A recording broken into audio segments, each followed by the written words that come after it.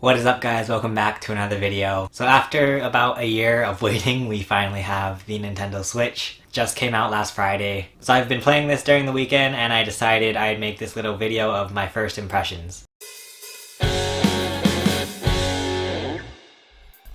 So I'm gonna try to break this down into little parts. I have some notes on my phone. So in case you don't know, this is the Nintendo Switch. Basically, since nowadays, you have iPads that are really powerful in these tiny little packages, Nintendo went and fit a whole video game system in this little screen. And so since there's a whole video game system in here, it comes with a dock that you can put this thing in, and basically all it's doing is putting the image on this screen onto the TV. Of course, it's up-resing it too and, making it more powerful in the dock. But in the end, the whole machine is just this little screen right here. So first off, aesthetically, it looks really nice. I'm really happy that this time around Nintendo went with a matte finish. The glossy finish on like the Wii and the Wii U kind of looked, I don't know, like cheap. So the Nintendo Switch has a matte finish and, it looks like a lot more grown up, I guess. Overall, the build quality is pretty decent. It might not feel like, an iPhone or anything, but it looks nice and, overall it feels okay. Other than that, the screen is actually really pretty. It's a 6.2-inch 720p touchscreen, and it does actually look really nice. It's better than any of the other screens we've gotten from any Nintendo portable system. So next up, the battery. So far, I've noticed that the battery is okay. Pretty much the only games I've been playing are Zelda, Snipper Clips, and 1-2 Switch. I've mainly been playing Zelda when I take it out of the dock. Over the weekend, I took this thing out of the house for the first time while my mom did some errands, and it did actually last me the entire trip.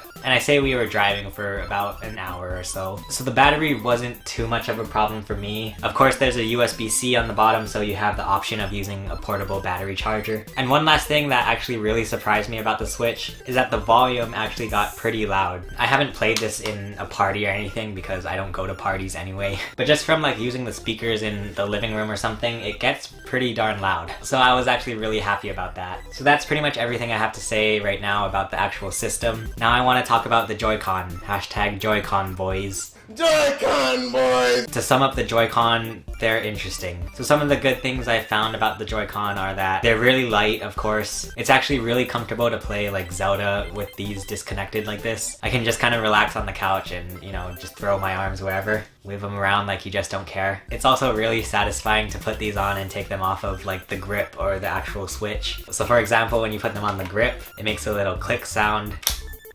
That's something that should go on the oddly satisfying subreddit. You press this little button on the back and it just kind of slides out like that. It's really satisfying.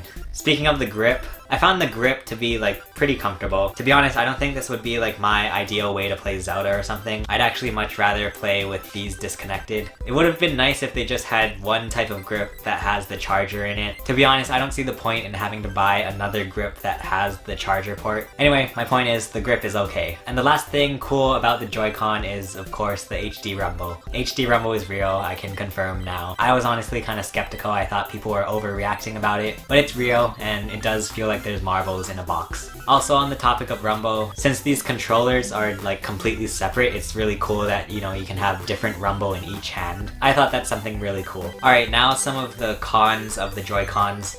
Pun intended, I guess. So the first major issue with the Joy-Con is, of course, the desyncing issue. And in case you don't know, the Bluetooth connection in either the Joy-Con or the actual Switch is prone to be stopped by things like water. And since humans are primarily made up of water, it has a tough time going through things like hands. And it actually wasn't until recently that it's been affecting me. The first day I got the Switch, it was perfectly fine. But by the second day I had the Switch, I did start to notice that my Joy-Con stopped working. I'd be running around in Zelda, and all of a sudden Link will just keep going in one direction because the Joy-Con disconnected. So that's been tough, and to be honest, that's a real issue. As much as I love Nintendo and I'm happy about the Switch, when you pay $80 for these controllers, they honestly should just work. They honestly shouldn't be disconnecting from the system and causing issues in the game. But I'm hoping that Nintendo can fix this. And my second and last con with the Joy-Con is this little strap. So this is the Joy-Con strap that come with each Joy-Con. So I've heard online that people have been putting this on backwards and it's been like getting stuck. I'm sure people using it for the first time ever will have trouble trying to figure out which way to put it. But I think just the easiest way to remember is that this strap is always at the bottom. So you just slide it down on the